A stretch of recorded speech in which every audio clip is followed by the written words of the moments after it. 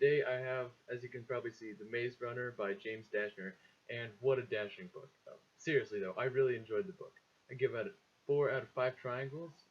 I'm not really sure how many stars that is. But back to the book. The story of survival is set in the Glade, an area which has some fields, houses, woods, everything a small miniature society needs. And surrounding this glade is 4 huge towering concrete walls. You can't even climb them. And in the middle of each of these walls is what they call a door. Just part of the wall opens up about 10 feet, leaving a huge gap. And past this door is the maze. Now, in the maze, getting lost is hardly your greatest fear. Inhabiting the maze are grievers, which come out mostly at night, but occasionally during the day. Grievers are furry, round balls of evil that have arms with saws and needles and terrible things that will just not hesitate to cut you up and eat you if they find you. No one survives a night out in the maze. There's 40 kids who live in the glade and operate there and take care of what they have.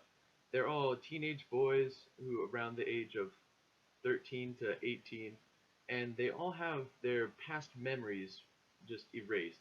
They can't remember how they got into the maze or what their parents look like or anything like that, but they still have an understanding of what the world is and how it operates, which was kind of the distinction between that was a little blurry.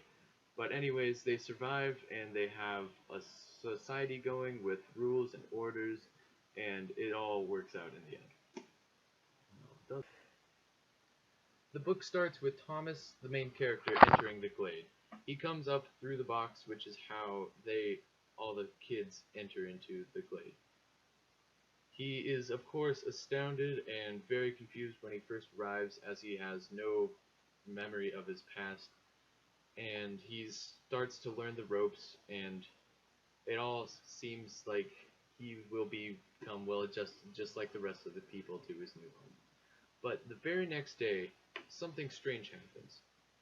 Another person comes, but it's the very next day, and as long as people have always come, it has always been with 1 month. The gladers always come in one by one every single month, without exception, always once a month on the same day. But strangely enough, the day after Thomas arrives, a person comes up through the box, and to make it even stranger, it's a girl, and she has a note that's saying she's the last one. And what that means is startles the entire group, and as their whole society starts to change, and as the maze and the glade are no longer safe, they struggle to survive, and it becomes a matter of life and death. Honestly, this is a great book for those of you who love action and enjoying books that really pull you in and keep you interested the entire time. It One thing I didn't necessarily appreciate about it was that how they tried to force a bit of extra teenage angst into it. While I understand like they are teenagers and that is part of being a teenager, it seemed like they were trying to shove in a little extra to make it more relatable for the kiddos. But other than that, I really enjoyed the book. And my favorite part about the book is it just never has any dull points at all. It just keeps you going, it keeps you reading the entire time. And here's a small snippet so you know what I mean. Then a flicker of movement to the left caught his eye. Something stirred inside the maze, down the long corridor in front of him. At first, a shot of panic raced through him. He stepped back, worried it might be a griever. But then 2 forms took shape, stumbling down along the alley toward the door. His eyes finally focused through the initial blindness of fear. He realized it was Min-Ho, with one of Albie's arms draped across his shoulders, practically dragging the boy along behind him. Min-Ho looked up, saw Thomas, who knew his eyes must be bulging out of his head. "They got him!" Min-Ho shouted, his voice strangled and weak with exhaustion. Every step he took seemed like it could be his last. Thomas was so stunned by the turn of events, it took a moment for him to act. "Newt!" he finally screamed. forcing his gaze away from Minho and Albie to face the other direction. "They're coming! I can see 'em!" He knew he should run into the maze to help, but the rule about not leaving the glade was seared into his mind. Newt had already made it back to the homestead, but at Thomas's cry he immediately spun around and broke into a stuttering run toward the door. Thomas turned to look back into the maze, as dread washed through him.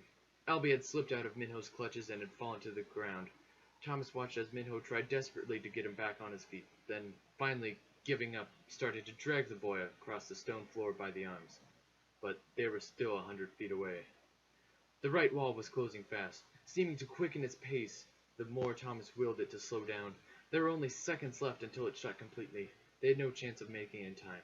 No chance at all. And if you want to see how that story ends and how the entire book ends, and if you want to keep reading the series, which I highly recommend, then you can find that in most libraries. And I want to thank you for watching. Stay cool, peeps.